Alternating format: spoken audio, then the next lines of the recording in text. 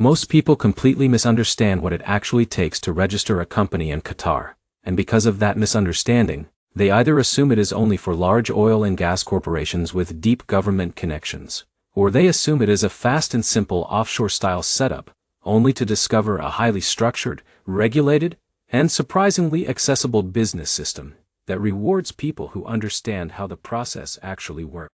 And here's the surprising truth. Qatar is one of the fastest-growing business hubs in the Middle East, with massive investments in infrastructure, logistics, technology, and global trade positioning, but its company registration system only becomes simple when you understand the legal structure, foreign ownership rules, and approval sequence step by step. Now, imagine this.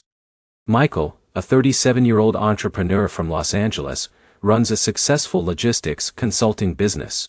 He helps companies optimize shipping routes, manage customs procedures, and build international supply chain strategies. Business is strong, but Michael is thinking long-term. He wants a base in the Gulf region, somewhere stable, wealthy, strategically located, and connected to global trade routes. While researching, Qatar keeps appearing again and again. Massive infrastructure projects. One of the highest GDP per capita economies in the world. Strategic access to Asia, Europe, and Africa, and a rapidly diversifying economy under Qatar National Vision 2030. At first, Michael assumes setting up a company there will be straightforward. He thinks it will be similar to forming an LLC in the United States. But when he starts researching the actual process, things become more complex. He encounters terms like limited liability company, structure, Ministry of Commerce and Industry approvals, foreign ownership percentage rules, commercial registration, trade license, and local partner requirements. And suddenly, what looked like a simple expansion turns into a structured legal framework he does not fully understand. And this is exactly where most people stop. But what Michael doesn't realize yet is that Qatar's company formation system is not random or restrictive. It is structured, rule-based, and highly predictable once you understand the legal sequence. And that is exactly what we are going to break down in this guide. Step by step. Clearly. Practically. In a way that makes everything understandable even if you have never dealt with Gulf region business formation before. But here's where things get interesting.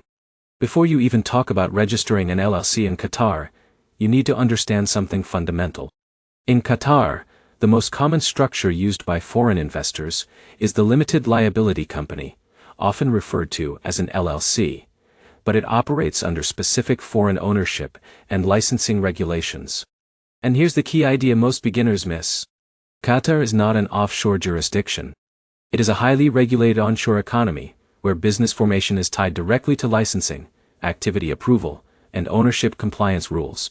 Now this is where Sarah enters the story.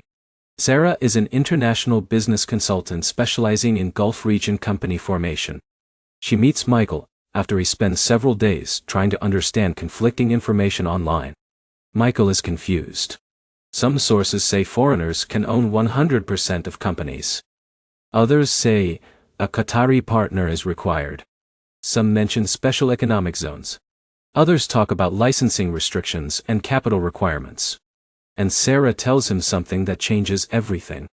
You are not dealing with uncertainty. You are dealing with a regulated system. Once you understand the structure, everything becomes predictable. And that is the turning point.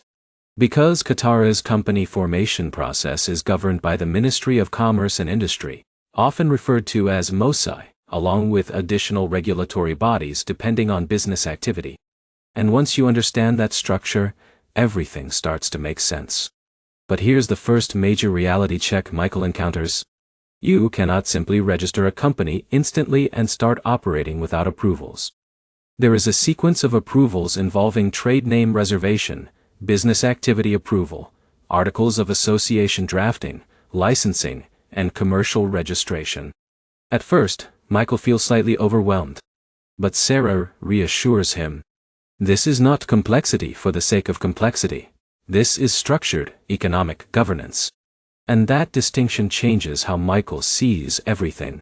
Because now he understands this is not a shortcut system. It is a compliance-based system. And that leads to the first step. Choosing the business activity. In Qatar, your business activity determines everything. Licensing requirements, capital structure, office requirements, and even foreign ownership eligibility. Michael initially wants to register a broad consulting company. But Sarah advises caution. In Qatar, precision matters. Your activity defines your legal pathway. So Michael refines his business focus to logistics consulting and international supply chain advisory services. And this becomes a key decision point. Because later, approvals depend on this classification. But here's where things get interesting. Once the activity is defined, the next step is trade name reservation. This is where you submit proposed company names for government approval. Michael suggests names like Global Gulf Logistics Solutions, LLC. But Sarah explains something important. In Qatar, names must comply with strict naming conventions. They must not mislead, conflict with existing entities, or violate cultural and regulatory standards. So he simplifies the name and submits it. And then comes the waiting period. And this is where emotional tension begins. Because until the name is approved, nothing else can move forward. Michael checks his email repeatedly. But Sarah keeps him calm. This is standard. The system is verifying compliance and availability. And then the name is approved. And the process moves forward. But here's where things become more structured. Next comes drafting the Articles of Association. This document defines ownership structure, capital contributions, management roles, and profit distribution. At first, Michael thinks this is just legal paperwork. But Sarah stops him immediately. This document defines your entire business reality in Qatar. And that moment shifts everything. Because now, Michael understands this is not documentation. It is legal architecture. Every clause matters. Every percentage matters. Every role matters. But here's where a major Qatar-specific detail becomes critical. Foreign ownership rules depend on business activity and licensing category. In many sectors, 100% foreign ownership is now allowed under reforms, while in other sectors, a Qatari partner or local service agent may still be required. This flexibility surprises Michael, because it means ownership is not fixed. It is conditional, based on activity classification.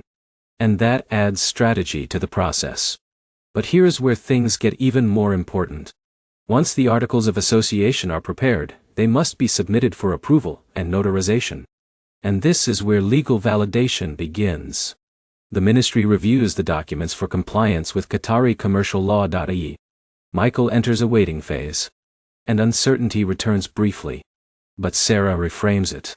This is not delay. This is verification. The system is ensuring your structure is legally sound. And that helps Michael stay focused. Then approval arrives. The company is officially registered and issued a commercial registration certificate. And for a moment, everything feels complete. But here's where most people misunderstand the process. Registration is only the beginning. Because after incorporation, there are still operational requirements that must be completed before the company can fully function. And this is where David enters the story. David is another entrepreneur who successfully registered a company in the Gulf region, but assumed he could immediately start operating. But he quickly discovered that without a valid trade license and municipality approvals, he could not legally conduct business. And that delay cost him time and money. Michael learns from that mistake. He immediately proceeds with trade licensing and municipal registration where required. And this is where the system becomes fully visible. Company registration leads to commercial registration. Commercial registration leads to trade licensing. Trade licensing leads to operational approval. And banking access depends on all of these being properly completed. But here's where things get even more practical. Opening a corporate bank account in Qatar requires strict documentation, including incorporation papers, shareholder identification, business activity description, office lease agreements, and compliance verification. And banks in Qatar are known for rigorous due diligence. Michael prepares everything carefully. No inconsistencies. No missing details. Everything aligned. And slowly, the system responds. Approval progresses. And what once felt like a complicated foreign system starts to feel structured and logical. But here's the deeper insight most people never fully understand. Qatar's LLC system is not designed for speed alone. It is designed for economic regulation, investor credibility, and long-term strategic alignment with national development goals. And once you understand that, everything makes sense. Now imagine Michael one final time. A few months later, he is operating his logistics consulting business through his Qatari LLC. He is working with regional clients, exploring Gulf trade opportunities, and building a structured presence in one of the most dynamic economies in the world. What once felt like a complex legal maze now feels like a strategic gateway. And that is the identity shift. From uncertain entrepreneur to structured international operator. From confusion to clarity. From guesswork to system-based execution. But before we finish, there is one final question. What mistakes do most people make when registering a company in Qatar? And the answer is consistent. They assume full automation. They underestimate licensing rules. They ignore activity classification. And they try to bypass approval sequences. But now you understand something most beginners do not. Qatar is not confusing. It is structured. And when you follow that structure step by step, the process becomes not only manageable, but strategically powerful. So if you are considering starting a company in Qatar, the most important takeaway is this. Respect the regulatory sequence. Choose your business activity carefully. Follow licensing rules properly. Because once you do, you gain access to one of the most powerful, stable, and strategically positioned business environments in the Gulf region. And what once looked complicated becomes a clear pathway to international expansion.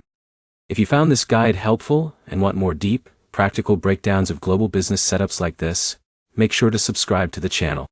Because the more you understand these systems, the more confidently you can move through global opportunities that most people never even attempt. And now, you are no longer looking at Qatar's company registration process as a barrier. You are seeing it as a structured gateway into global business opportunity. And that changes everything.